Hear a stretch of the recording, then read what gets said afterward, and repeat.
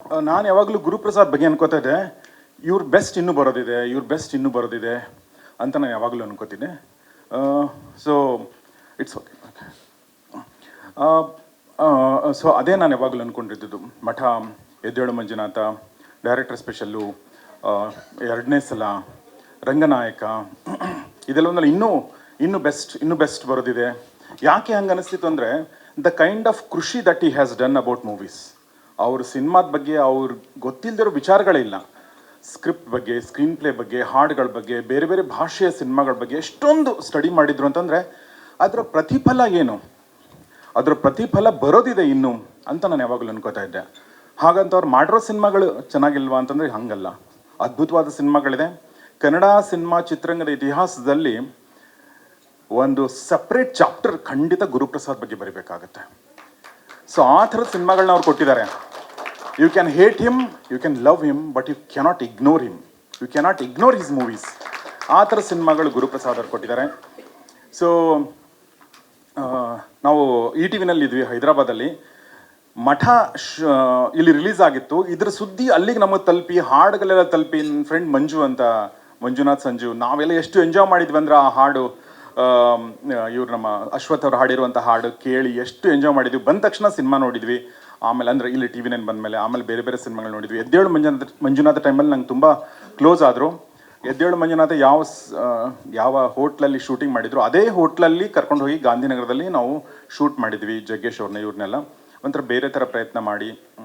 So ಆ ಥರದ್ದೆಲ್ಲ ಆಗಿದೆ. ಅದಾದಮೇಲೆ ನನಗೆ ಪರ್ಸ್ನಲಿ ತುಂಬ ಕ್ಲೋಸ್ ಫ್ರೆಂಡ್ ಆಗಿಬಿಟ್ರು ಗುರು. ನಮ್ಮ ಮನೆಗೆ ಬರ್ತಿದ್ರು, ಅವ್ರ ಮನೆಗೆ ನಾನು ಹೋಗ್ತಿದ್ದೆ, ತುಂಬ ಸಲ ಮೀಟ್ ಆಗ್ತಿದ್ವಿ. ಆಮೇಲೆ ಒಂದು ಪರ್ಟಿಕ್ಯುಲರ್ ನೈಟ್ ನೆನಪಿದೆ ನನಗೆ.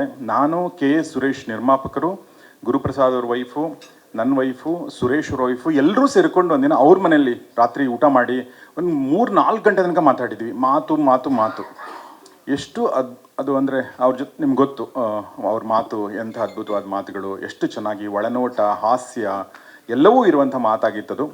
ಸೊ ಅದು ಸಿನಿಮಾದಲ್ಲಿ ಬಂದಿತ್ತು. ಬಟ್ ನನಗೆ ಒಂದ್ಸಲ ಗುರು ಕೇಳಿದೆ, ಗುರು ಸಾಕು ಗುರು, ಇದು ಬಿಟ್ಬಿಡಿ ನೀವು, ಒಂದು ಈ 10x10 ಬಿಟ್ಟು ಬೇರೆದು ಮಾಡಿ, ನಿಮ್ಮ ಹತ್ರ ಅದು ಇದೆ ಅಂತ ನಾನು ಹೇಳಿದ್ದೆ. ಅವಾಗ ಅವ್ರು ಅದೇನೇನೋ ಹೇಳಿದರು, ಅವ್ರದ್ದೇ ಒಂದಷ್ಟು ಇದಿತ್ತು. ಆಮೇಲೆ ಮಧ್ಯದಲ್ಲಿ ಒಂದ್ಸಲ ನಾನು ಗುರು ಬನ್ನಿ ಪಾರ್ಟಿ ಮಾಡೋಣ ಅಂದಾಗ ಏನೋ ಹೇಳಿದರು ಅಂದರೆ, ಇಲ್ಲ ಸರ್ ಅಂತಿದ್ರು ನನಗೆ ಅವರು, ಇಲ್ಲ ಸರ್ ನಾನು ಅಧ್ಯಾತ್ಮದ ಕಡೆ ವಾಲ್ತಾ ಇದ್ದೀನಿ ಅಂತ ಹೇಳಿದರು. ಓ ಓಕೆ ಒಳ್ಳೇದಲ್ವಾ ಅಂತ ನಾನು ಬಿಟ್ಟೆ. ಆಮೇಲೆ ಮತ್ತೆ ಬದಲಾಗಿದ್ರು. ನಾನು ಕೇಳಿದೆ, ಯಾಕೆ ಗುರು ಹಿಂಗೆ ಚೇಂಜ್ ಆಗಿಬಿಟ್ರೆ ಅಂದರೆ, ಸರ್ ಲೈಫನ್ನು ಅಷ್ಟು ಸೀರಿಯಸ್ ಆಗಿ ತೊಗೊಳ್ಳೋ ಅವಶ್ಯಕತೆ ಇಲ್ಲ ಅಂತ ನನಗನ್ನಿಸ್ತು ಅಂತಂದರು. ಸೊ ಕಂಪ್ಲೀಟ್ಲಿ ಮತ್ತೆ ಬದಲಾಗಿದ್ರು. ಆಮೇಲೆ ಅವರೊಂದು ಹೋಟ್ಲಲ್ಲಿ ಉಳ್ಕೊಂಡಾಗ ನಾನು ನನ್ನ ಗೌರಿ ಶಕ್ಕಿ ಸ್ಟುಡಿಯೋಗೆ ಸೀರೀಸ್ ಆಫ್ ಇಂಟರ್ವ್ಯೂ ಮಾಡಿದ್ದೀನಿ. ಅದನ್ನೆಲ್ಲ ತುಂಬ ಜನ ನೋಡಿ ಇಷ್ಟಪಟ್ಟಿದ್ದಾರೆ. ಎಷ್ಟು ನಮ್ಮ ಚಾನಲಲ್ಲಿ ಎಷ್ಟು ಜನ ಅವ್ರನ್ನ ಎಷ್ಟು ಮಿಸ್ ಮಾಡ್ಕೊಂಡಿದ್ದಾರೆ ಅಂದರೆ, ಇವ್ರು ತೀರ್ಕೊಂಡಾಗ ನಾನು ಕೋಲ್ಕತ್ತಾದಲ್ಲಿದ್ದೆ.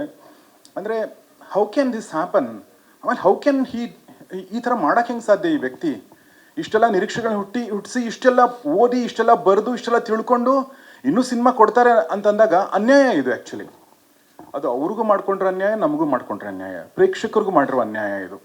ಈ ಥರ ಯಾರೂ ಮಾಡಬಾರ್ದು. ಸೊ ಅಷ್ಟೇ ಹೇಳಕ್ಕೆ ಸಾಧ್ಯ. ಇನ್ನೊಂದೇನಂತಂದರೆ, ನನಗೆ ಅನ್ನಿಸ್ತು, ಏನು ಗುರುಗೆ ನಾವೇ ಸಾಯಿಸ್ಬಿಟ್ವಾ ಅಂತ ಅನ್ನಿಸ್ತು ನನಗೆ ಕೆಲವೊಂದ್ಸಲ. ನಾವೇ ಅವ್ರನ್ನ ಅಟ್ಟಕ್ಕೆ ಏರಿಸ್ಬಿಟ್ವಾ, ಅವ್ರೇನು ಅಂಥ ದೊಡ್ಡ ಮೇಕರ್ ಆಗಿರಲಿಲ್ವಾ, ಯಾಕೆ ಆ ಥರ ರಂಗನಾಯಕ ಏನಾದರೂ ಸ್ವಲ್ಪ ಈ ಥರ ಆಗ್ಬಿಟ್ರೆ ಇವರು ಈ ಥರ ಮಾಡ್ಕೊಳ್ಳೋದ, ಈ ಥರದ್ದೆಲ್ಲ ನನಗೆ ಕೆಲವೊಂದ್ಸಲ ಅನ್ನಿಸ್ತು. ನನಗೆ ಈ ಸೆಲೆಬ್ರಿಟಿಗಳು, ಸ್ಟಾರ್ಗಳು, ದೊಡ್ಡ ಡೈರೆಕ್ಟರ್ಗಳೆಲ್ಲ ಪಕ್ಕದಲ್ಲಿ ಎಂಥವ್ರನ್ನ ಇಟ್ಕೋಬೇಕು ಅಂತಂದರೆ, ನಿಮ್ಮ ಸಿನಿಮಾ ಬಂದಾಗ ಆ ಸಿನಿಮಾ ಫಸ್ಟ್ ಶೋ ನೋಡಿ ಅವ್ನು ನಿಮಗೆ ಡಬ್ಬ ಥರ ಮಾಡಿದೆ ಗುರು ನೀನು, ಗುರು ಅಂದರೆ ಈ ಗುರುಪ್ರಸಾದಲ್ಲ, ನಿಮಗೆ ಹೇಳುವಂಥ ತಾಕತ್ತು, ಫ್ರೀಡಮ್ಮು ಇರುವಂಥ ವ್ಯಕ್ತಿಗಳನ್ನ ನಮ್ಮ ಪಕ್ಕದಲ್ಲಿ ಇಟ್ಕೋಬೇಕು. ಆವಾಗ ನಾವು ಎಷ್ಟೇ ಮೇಲೆ ಹೋಗಲಿ ನಮ್ಮನ್ನು ಗ್ರೌಂಡಿಗೆ ನಿಲ್ಲಿಸುವಂಥ ಕೆಲಸವನ್ನು ನಮ್ಮ ಸ್ನೇಹಿತರು ಮಾಡಬೇಕು. ಹಾಗಂತ ಗುರುಗೆ ಯಾರು ಹೇಳಿಲ್ವಾ? ಖಂಡಿತ ಹೇಳಿದ್ದಾರೆ. ರಂಗನಾಯಕ ರಿಲೀಸ್ ಆದಾಗ ನಾನು ಒಂದು 20-30 ನಿಮಿಷ ಅದ್ರ ರಿವ್ಯೂ ಮಾಡಿದ್ದೀನಿ. ಅದನ್ನ ನೋಡಿ ಅವರು ಥ್ಯಾಂಕ್ಸ್ ಅಕ್ಕಿ ಸರ್, ಸಿಗೋಣ, ವಿಲ್ ಮೀಟ್ ಸೂನ್ ಅಂತ ಹೇಳಿದರು. ಸೊ ನಾನೇನು ಹೇಳಕ್ಕೆ ಹೊರಟಿದ್ದೀನಿ ನನಗೆ ಗೊತ್ತಿಲ್ಲ. ಬಟ್ ಒಟ್ಟಿನಲ್ಲಿ ಅವರು ಹಾಗೆ ಮಾಡ್ಕೊಬಾರ್ದಾಗಿತ್ತು. ಬಟ್ ಎನಿವೆ ಇವತ್ತು ಖುಷಿ ಮೂಮೆಂಟ್ ಇದೆ, ಹೀಗಾಗಿ ನಾನು ಮತ್ತೆ ಅದನ್ನೇ ಹೇಳಕ್ಕೆ ಹೋಗಲ್ಲ. ಯಾಕೆ ಅಂತಂದರೆ ಅವ್ರ ಹತ್ರ ಆ ಥರದ ಒಂದು ಪ್ರತಿಭೆ ಇತ್ತು. ಗುರುಪ್ರಸಾದ್ ಥರ ಮತ್ತೆ ಬರಲ್ಲ, ಅಷ್ಟು ಮಾತ್ರ ಹೇಳಕ್ಕೆ ಸಾಧ್ಯ. ಸೊ ಇವತ್ತು ನಾನು ರವಿ ದೀಕ್ಷಿತ್ ಸಿಗೋಕ್ಕಿಂತ ಮುಂಚೆನೇ ನನಗೆ ಗುರುಪ್ರಸಾದ್ ಇದೆಲ್ಲ ತೋರಿಸಿದ್ರು. ನಾನು ನೋಡಿ ನಂಗೆ ಎಷ್ಟು ಇಷ್ಟ ಆಗಿತ್ತು ಅಂದರೆ ಶಾಕಿಂಗ್. ಟ್ರೇಲರ್ ಇದೆ, ಟ್ರೇಲರ್ ಪ್ಲೇ ಮಾಡ್ತಾ ಇದ್ರೆ ನೀವು ರವಿ ಇವರೇ? ಇಲ್ಲ ಅಪ್ಪ, ಆ ಟ್ರೇಲರ್ ನೋಡಿ ನೀವು ನನಗೆ ಶಾಕು ಅಂತ ಒಂಥರ ಎದೆಗೆ ಬಂದು ಹೊಡೆದ್ರೆ ಹೆಂಗಿರುತ್ತಲ್ಲ ಆ ಥರ, ಗುರು ಏನಿದು ಅನ್ನೋ ಥರ. ಓಹ್ ಆಯ್ತಲ್ವಾ ನಿಮ್ಗೆ ಅನ್ನಿಸ್ತಲ್ವಾ ನಿಮಗೆ? ಹಾಂ ಅಂದರೆ ನಾನು ಸಕ್ಸಸ್ಫುಲ್ ಆದೆ ಅನ್ನೋ ಥರ ಅವ್ರು ಹೇಳಿದ್ದು ನಂಗೆ ನೆನಪಿದೆ.